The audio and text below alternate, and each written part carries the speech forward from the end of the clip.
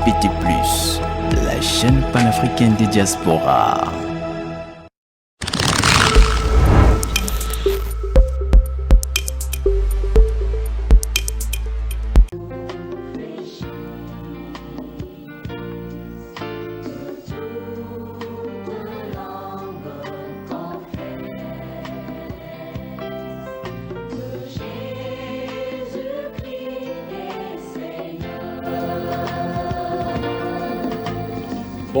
Bonsoir, chers téléspectateurs bien-aimés dans le Seigneur, mesdames et messieurs.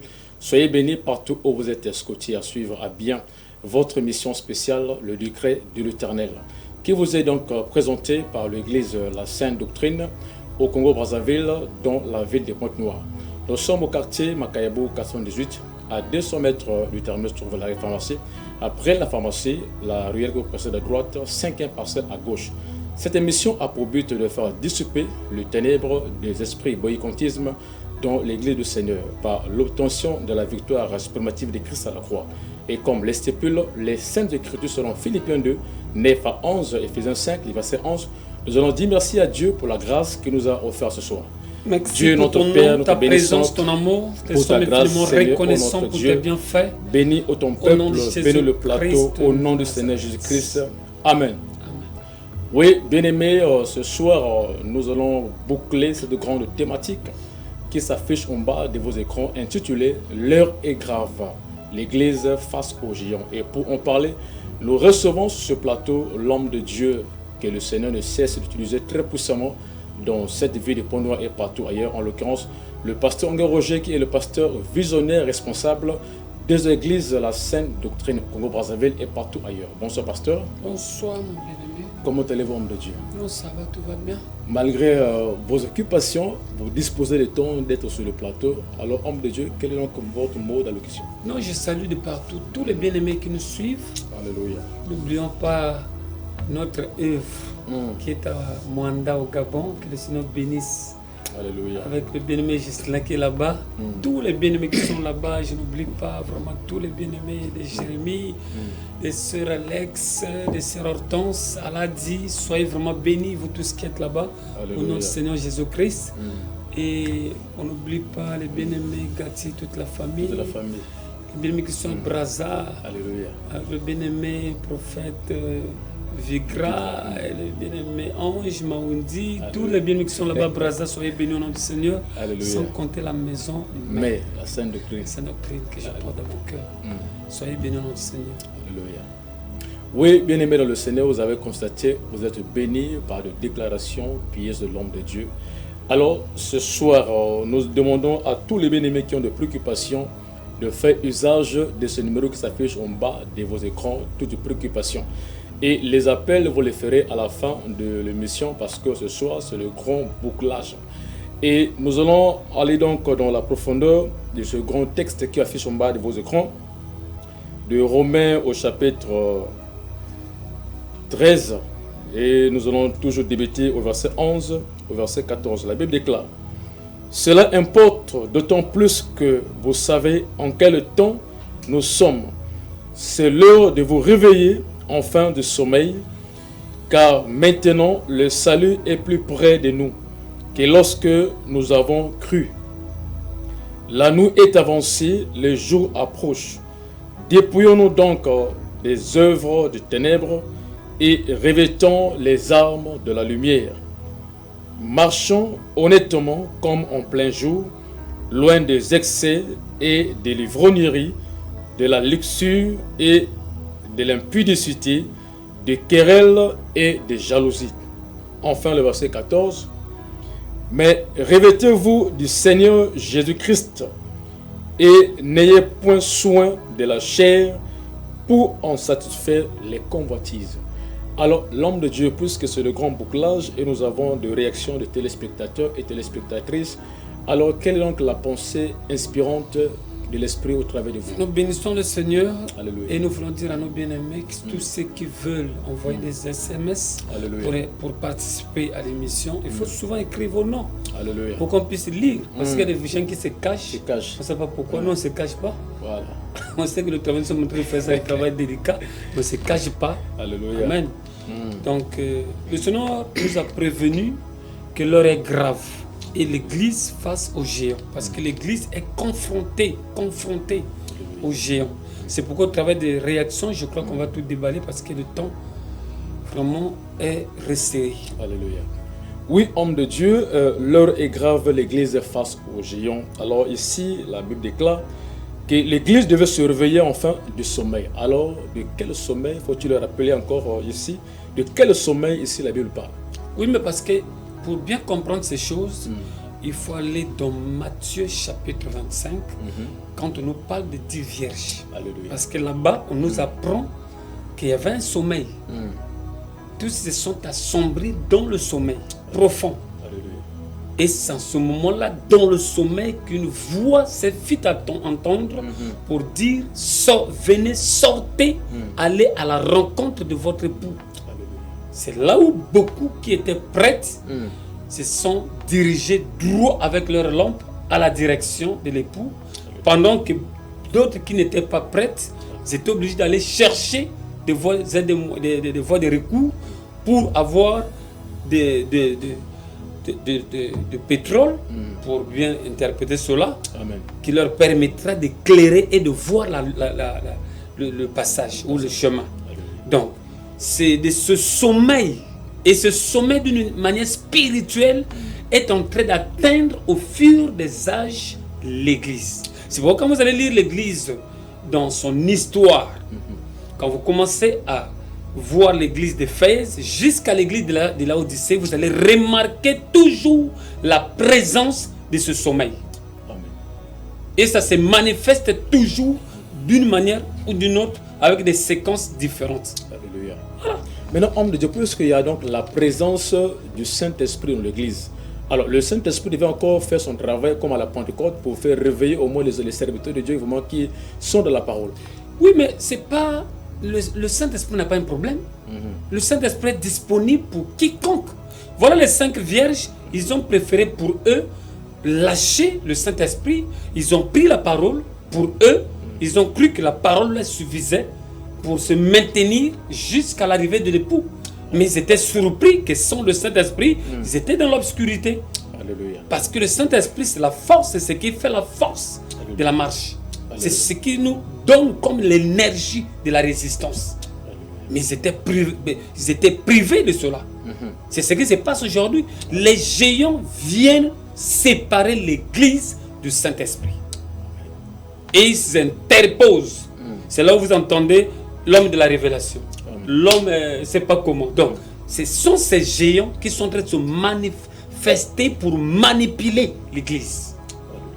C'est pourquoi le Seigneur nous fait savoir dans ce passage qu'on vient de lire que maintenant nous sommes arrivés plus près du salut que lorsque nous avons commencé. Alléluia. C'est quelque chose de grave. Alléluia. Au fur et à mesure que nous sommes en train de nous approcher du salut, nous sommes en train de voir que c'est comme si les persécutions du monde sont en train de se poser et peser sur l'Église. Vous allez voir au fur des âges dans le monde entier, je ne sais pas si vous avez commencé à y voir cela, vous allez voir que le monde entier, après ces guerres, vont tourner contre l'Église. D'une manière ou d'une autre. Pour le moment, les persécutions sont un peu légères. Mais il y aura un moment où ces persécutions vont s'alourdir contre l'Église véritable du Seigneur. C'est ça le problème.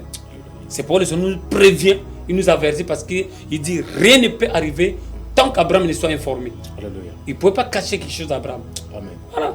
Maintenant, lorsque les persécutions vont surgir pour menacer l'Église, maintenant, l'Église doit faire quoi pour éviter cela? Les persécutions ne les attendaient pas comme les chrétiens de cette génération attendent la marque de la bête avec les yeux de la chair.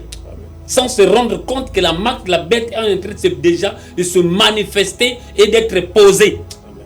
C'est ce qui se passe. D'une manière spirituelle, la persécution est déjà là. Alléluia. Elle est déjà dans nos portes. Et il y a beaucoup d'hommes et de femmes qui se sont déjà courbés, qui sont déjà asservis par cette persécution, d'une manière spirituelle. Vous savez ce que les intelligents de ce monde, les hommes qui se disent intelligents, mais qui ne sont pas en fait intelligents devant le Seigneur, mais qui ne sont que des malins. Qu'est-ce qu'ils ont fait?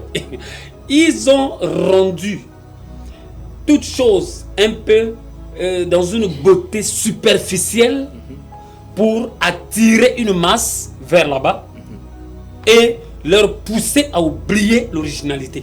C'est ce qui se passe. Amen. On vous montre quelque chose qui vous amène à tomber dans le péché et tout en vous poussant à oublier que vous avez déjà perdu les pédales.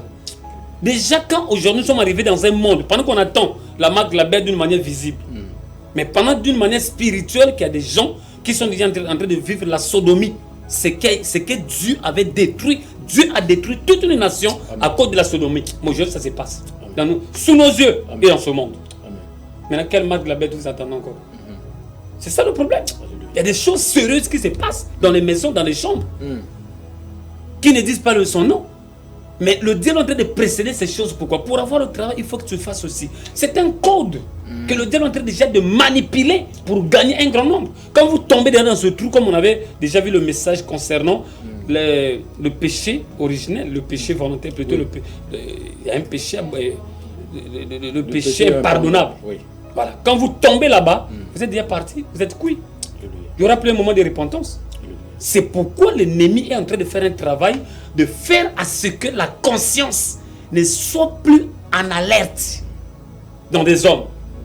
Que tous soient drogués au point de se ranger déjà dans le côté du diable, sans se rendre compte. Il y a des gens qui ont signé déjà dans le drogue et quand ils se réveillent, il n'a plus rien. Donc la conscience a été déjà vendue et la personne se vend. C'est perdu. Il se rend compte qu'il est perdu. Maintenant, son argent va te donner. Non. C'est pourquoi tu peux avoir quelqu'un qui est cadre dans ta famille, mais quand tu lui demandes de l'aide, il ne peut pas te donner parce qu'il sait ce qu'il a eu à faire pour avoir cet argent. C'est ce qui fait que ce monde est en train d'aller de méchanceté en méchanceté. Et qu'est-ce qu'on nous parle de la marque de la bête? On nous parle que même ton père peut avoir des moyens, mais il te voit, toi le fils, souffrir sans t'aider. Mais ce monde, nous sommes déjà là dedans. Quand on te place là déjà dans un poste, tu vas déjà voir de toi-même. Ton intérêt à toi-même. C'est l'égoïste. Tu oublies que tu vas perdre cet endroit-là demain et c'est une autre personne qui viendra remplacer là-bas. Donc l'esprit égoïste qui est en train d'agir dans les hommes, c'est cet esprit de l'ennemi qui s'est incarné dans les hommes. Pareillement avec cette délinquance juvénile qui est en train d'agir pour, avec les machettes, tuer les gens à bout portant sans âme. Ce sont des esprits qui travaillent. Des esprits qui ont quitté un milieu, comme le Seigneur pouvait dire que mon église sera bâtie sur ma parole. Alléluia. Les portes du séjour des morts ne pourront rien contre cette église-là. Alléluia. Parce qu'elle est protégée par la parole du Seigneur, par la protection divine du Seigneur. Alléluia. Et la méchanceté ne peut pas franchir l'église du Seigneur. Alléluia. Mais ce que nous sommes en train de voir, même dans le milieu soi-disant de l'église, ce sont des signes qui montrent déjà que nous sommes dans l'accomplissement de ce sommeil. Alléluia. Un sommeil qui vient s'alourdir comme une voile sur la conscience des hommes pour qu'ils ne se rendent pas compte de leurs œuvres méchantes. Et les font, ils passent dans une opération de pouvoir chercher à effacer cela par des drogues, mais ils n'arrivent pas parce que ça se représente toujours. C'est comme ça que le monde est en train de tourner aujourd'hui. Oui, homme de Dieu, vous avez évoqué le point très important, vous avez souligné pour dire le diable, vraiment, il est en train de travailler vraiment avec efficacité. Maintenant, l'église, est-ce que l'église ne peut pas faire un grand travail pour permettre à ce que ces esprits-là soient éradiqués? C'est pourquoi le Seigneur dit que heureux ce serviteur qui donnera la nourriture au temps convenable. C'est l'heure des vrais serviteurs qui doivent se lever, qui sont avertis et qui doivent se lever parce qu'ils savent que leur salaire, ils vont recevoir leur salaire qu'après avoir fait un bon travail. Alléluia. C'est ces serviteurs que le Seigneur a besoin pour éclairer le monde entier. Parce qu'on est pasteur, pas pour seulement le Congo, pas pour la ville de Pointe-Noire. On est un ministre de Dieu pour le monde entier. Alléluia. Quand nous prêchons, il y a des hommes et des femmes qui nous recevons des échos, de près comme de loin. Alléluia. Parce que c'est le Seigneur qui travaille au travers de sa parole. Voilà. Alors, homme de Dieu, ici, quelqu'un a posé la question, bien que le nom n'a pas été mentionné. Il dit, pasteur, je fréquente l'église, mais j'ai été même baptisé, mais je n'arrive même pas à abandonner l'alcool. Comment faire? L'alcool est abandonné quand quand la vie du Seigneur a été acceptée. On ne peut pas abandonner l'alcool tant tant que le Seigneur Jésus ne soit accepté dans sa vie. Malgré le baptême qu'il avait pris. Mais le baptême, ce sont ce qu'on appelle le baptême des canards. Parce qu'on a vu des gens qui ont pris ce baptême des canards, mais qui ont aujourd'hui toujours, qui sont en train de faire des dégâts dans ce monde. Amen. Avec le nom chrétien sur ses épaules. Alléluia. Vous voyez, le Seigneur dit qu'il faut que ces blasphèmes soient pour que la fin s'approche. Mais ce sont ces dégâts qui vont les condamner. Amen. Tu as été baptisé. De quelle manière avais-tu reçu le baptême? Amen. De quel était l'évangile que tu avais reçu pour t'engager pour aller au baptême? C'est là où les gens seront jugés. Et quel est le pasteur qui avait baptisé? Si le pasteur est coureur de Chico, ça veut dire que le baptême qui te baptise là, ça sera dans un baptistère. Après, ça sera pour te bloquer la vie dans l'impudicité. Lui va te communiquer ce qu'il a reçu. Si c'est un soulard, c'est la vie de l'ivresse qui te communique. On ne peut que donner ce qu'on a. Et si on a Christ, comme Pierre et Jean ont dit à ce paralytique, nous n'avons pas l'argent de donner. Amen. Mais ce que nous avons, c'est Jésus-Christ de Nazareth. Lève-toi et marche. Amen. Amen. En les fixant dans leur regard, il a cru et il s'est levé, il a marché. Alléluia. Donc c'est pourquoi même le baptême, c'est grave de donner même, de livrer ta famille, de se faire baptiser sur n'importe qui. Il faut connaître le témoignage de la personne. Si c'est un idolâtre, il va te communiquer l'idolâtrie. C'est là le monde est en train de se gaspiller. Voilà. Maintenant, c'est là où le frère veut savoir maintenant comment faire par rapport à ce qu'ils ont dit. Le frère doit se repentir, chercher, je ne sais pas dans quelle ville il se trouve, il doit chercher une église qui est dans la parole de Dieu. Parce que l'église qui est dans la parole de Dieu vit de la transparence. Il n'y a pas quelque chose à cacher. Amen. Et croire au Seigneur Jésus-Christ, puisqu'on a vu des disciples dans Acte 8, Acte 9, des gens qui avaient accepté la parole, mais qui étaient baptisés, mais sans le Saint-Esprit. Amen. Amen. Vous voyez? Donc sans Jésus, ils s'étaient baptisés, mais ils n'avaient pas Jésus. C'est ce qui fait qu'aujourd'hui, moi j'ai vu même des bandits en train de baptiser les gens au nom des hommes. Il y a au moins 3 ou 4 que j'ai vu là qui sont en train de baptiser les âmes au nom d'un prophète. C'est pas qui là, un Américain, c'est pas qui. Est-ce qu'on peut baptiser les gens au nom d'un prophète? Même s'il était prophète, est-ce qu'on peut baptiser les gens au nom d'un prophète? Qu'est-ce que le prophète l'a fait pour ta vie, pour que tu puisses vraiment t'engager de conscience pour lui? La seule personne, c'est Jésus-Christ de Nazareth, parce que dans l'histoire de l'humanité, nous avons des témoignages. Alléluia. Voilà. Alléluia. Oui, un autre bien-aimé dit, pasteur, comment faire pour éviter l'impudicité? Alors l'impudicité, il faut que les gens se rendent compte qu'aujourd'hui, c'est notre monde en train de se gaspiller. Parce que les gens sont en train de se sexualiser. Je crois qu'il y a un thème qui arrive, la sexualité. Il faut qu'on la prêche. Parce que les choses que vous avez tendance d'avoir honte, ce sont les choses que vous êtes en train de le faire à ciel ouvert. Les gens sont dans les prisons dans ces sujets-là. À cause de l'impudicité des familles qui se sont divorcées, des enfants qui sont en pêle-mêle abandonnés et ils sont devenus même des délinquants à cause de la sexualité mal pratiquée. Amen. Une sexualité illégale, ça ne tient pas, ça détruit. C'est un crime. Alléluia. La personne doit se rendre compte, les gens doivent se rendre compte que l'impudicité, les rapports sexuels hors mariage, c'est un crime devant Dieu. C'est un crime. Alléluia. C'est comme tu as tué une personne. C'est comme tu as pris le couteau, tu as enfoncé dans le cœur d'une personne, tu l'as tué. Amen. Parce que c'est ta sémence que tu es en train d'investir avec tous les démons possibles, d'infiltrer cela dans le corps d'une femme d'autrui ou d'une fille d'autrui que tu n'as pas dotée. C'est pourquoi après la dot, on a la possibilité de sanctifier, de prier, sanctifier pour que seul Dieu soit au contrôle de ce couple, pour que seul l'Esprit de Dieu. Mais quand la personne va hors du mariage, c'est un crime, c'est un criminel. Alléluia. Quand on est en train d'attraper les criminels là, quand on est en train d'abattre les criminels, il faut qu'on abatte aussi des impudiques. Mais c'est pareil. Tu vas engrosser une fille d'autrui. Tu lui donnes des charges et après tu abandonnes. Tu es parti. Comme des jeunes filles aujourd'hui, mais quand tu les vois en train de vendre de l'eau, c'est pour aller nourrir des enfants abandonnés par des... Ces gens-là, est-ce qu'ils sont en bénédiction? Ils ne sont pas en bénédiction. Les gens ne sont pas bénis. Amen. Pendant que tu t'es servi de ton désir en lâchant une sémence qui a donné vie quelque part sans que tu te rendes compte. Mais tu marches avec des condamnations sur la tête. Amen. Oui, ça ne marche pas. Alléluia. Une personne, quand vous les mettez dans une société, il est en train de détruire la société. C'est un criminel. Alléluia. Voilà. Alors, homme de Dieu, nous sommes toujours dans les réactions des bien-aimés. Un bien-aimé veut savoir, pasteur, comment découvrir les faux serviteurs quand nous parlons des géants face de l'église. Frère, aujourd'hui, les faux serviteurs, surtout à cause de la vie difficile, aujourd'hui, les temps difficiles, les gens sont en train de se manifester. On les reconnaît, le Seigneur dit, vous les reconnaîtrez par leurs fruits. Amen. Un faux serviteur ne peut pas t'amener à la repentance. Il ne peut pas te dire, frère, abandonne le chanvre, abandonne l'alcool, abandonne ceci. Non, il va dire, vous savez, la grâce de Dieu. Il va mal interpréter même la grâce de Dieu. C'est pourquoi ça devient comme un géant. Prier dans un endroit où la parole n'est pas applicable, c'est se faire emprisonner en face d'un géant. Et avec les 10 minutes, je crois qu'on peut faire quelque chose. Alléluia. C'est grave, c'est terrible. Vous savez qu'il y a deux choses qu'il faut faire attention dans la vie d'une personne. Le choix d'une bonne épouse ou un bon conjoint, et le choix d'une église. Quand tu as fait mal ce choix, c'est ta vie que tu as détruit. Et de quelle manière ce choix doit se faire? C'est pourquoi ça doit se faire avec Dieu. On ne voit pas parce que mon oncle est là-bas, on ne voit pas parce que mon père est là-bas, ou ma mère, quand elle était en train de mourir, me disait il faut prier toujours dans cette église de la famille. Non. Il y a beaucoup aujourd'hui, vous savez que même quand vous voyez des pratiques que le monde est ténèbres en train de s'organiser, même au vu de tout le monde, et que les gens ne se rendent pas compte. Par exemple, dans un endroit où vous pouvez rentrer aujourd'hui, on vous donne la Sainte Seine. Sans vérifier même votre témoignage avec la parole de Dieu, mais on vous donne la Sainte Seine. C'est une manière de vous condamner. Qu'est-ce que le Seigneur dit? Celui qui prend indignement son corps, il fait quoi? C'est pas une condamnation. Amen. Donc on te bloque déjà la vie.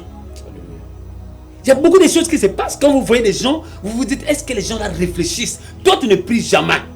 Mais tu es parti là-bas seulement pour une invitation, on t'a collé la Sainte Seine.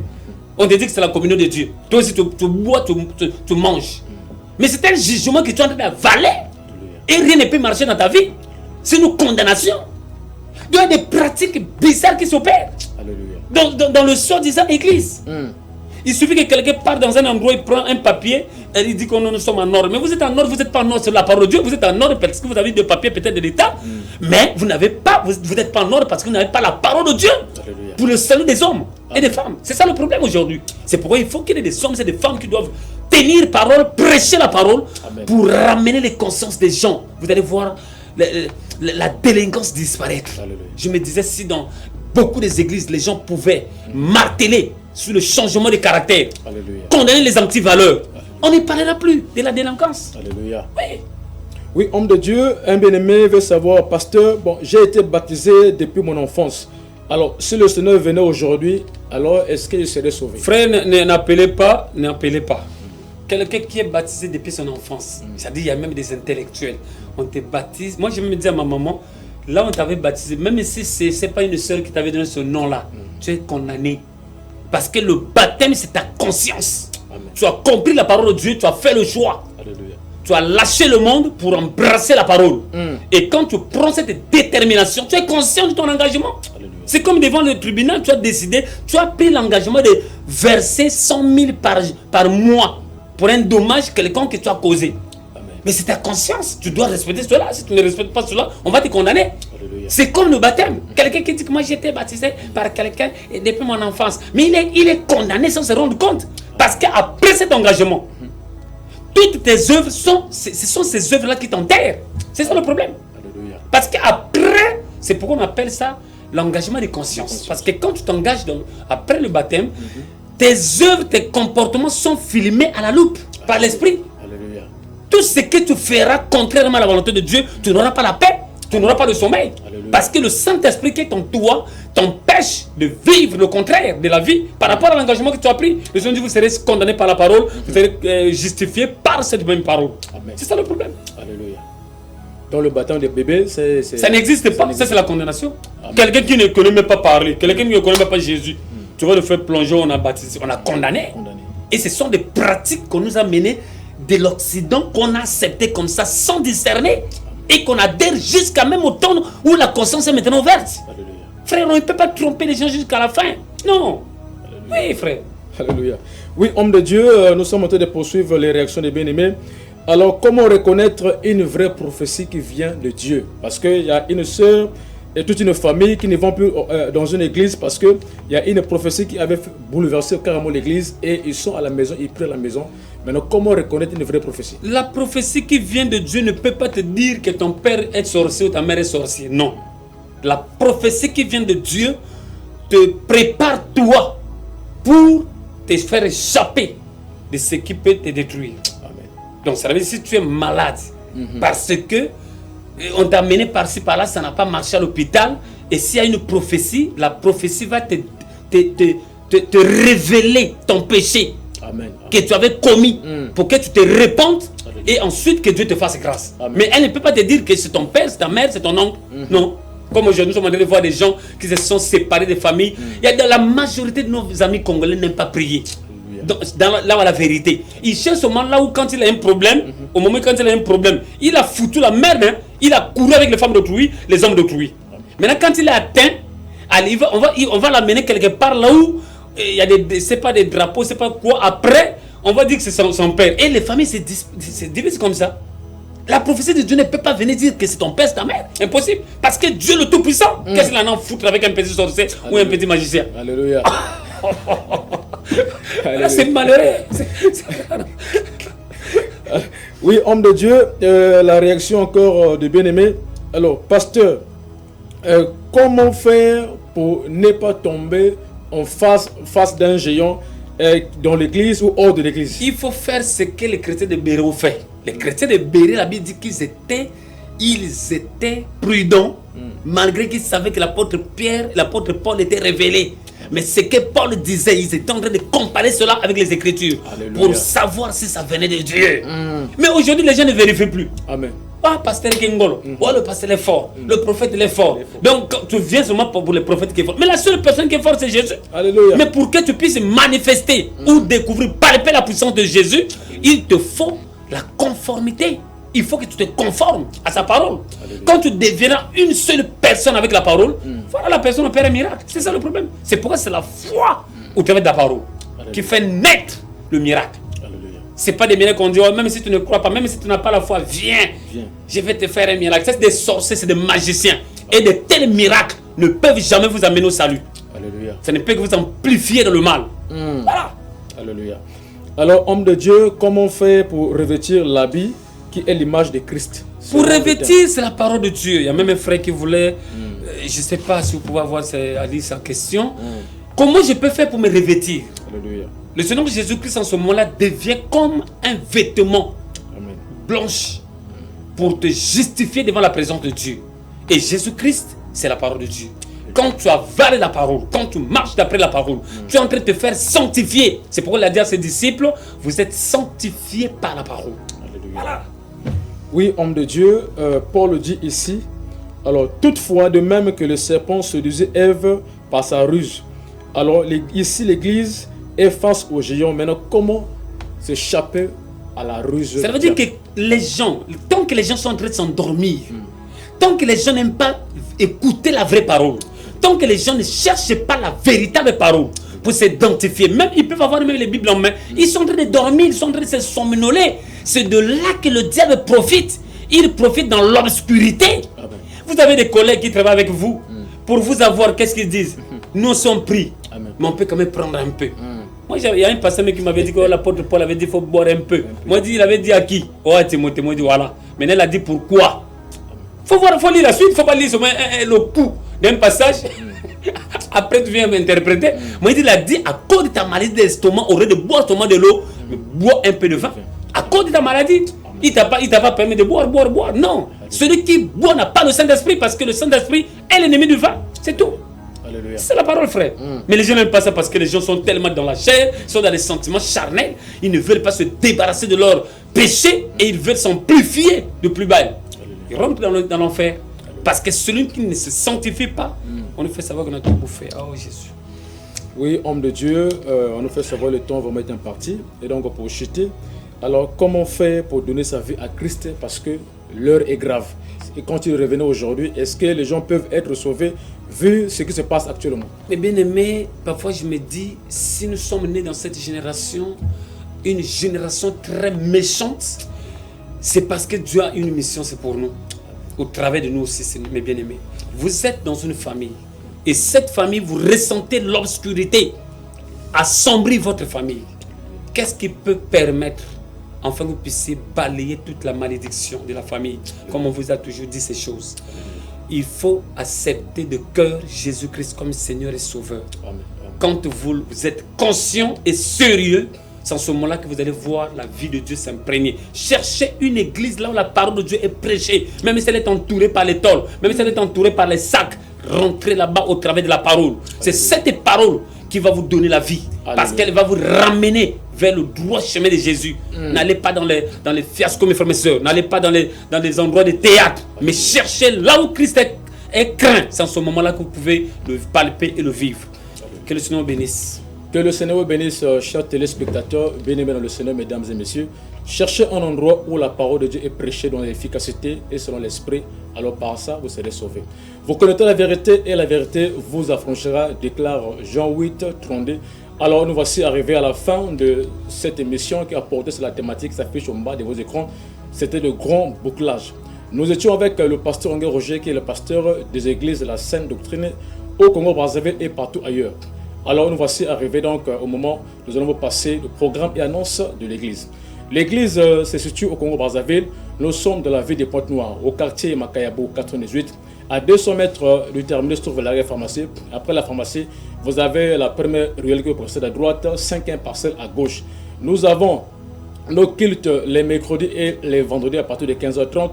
Et chaque dimanche à 8h, nous avons le culte d'action de grâce. Votre émission préférée, le décret, est donc présentée chaque jeudi soir en direct sur la chaîne TPT à partir de 21h pile. Et la rediffusion de cette émission tous les mardis à 21h pile.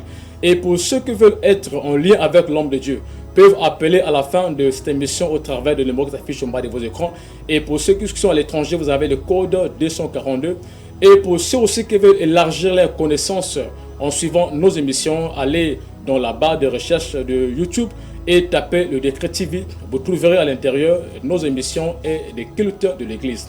Alors, ce soir, c'est celui qui était donc en face de vous pour présenter, c'est votre bien-aimé frère, le frère Gervais Mawongo. Et la dextérité de ce soir qui s'est chapeauté aux caméras et à la programmation par le maître Nice. Que Dieu vous bénisse. Merci pour ton Merci nom, pour ta tout ce que présence, tu as fait ton et amour. pour tout Nous ce que sommes tu as infiniment accompli. reconnaissants pour Et tes que la bienfaits. gloire, l'honneur, la Merci puissance au reviennent à nom toi. de Jésus Au Christ nom de de Jésus-Christ Nazareth. Nazareth. Amen. Amen. Restez debout jusqu'au bout. Que le Alléluia. Seigneur bénisse. Alléluia. Jusqu'au bout. Amen. Que le Seigneur bénisse. Amen.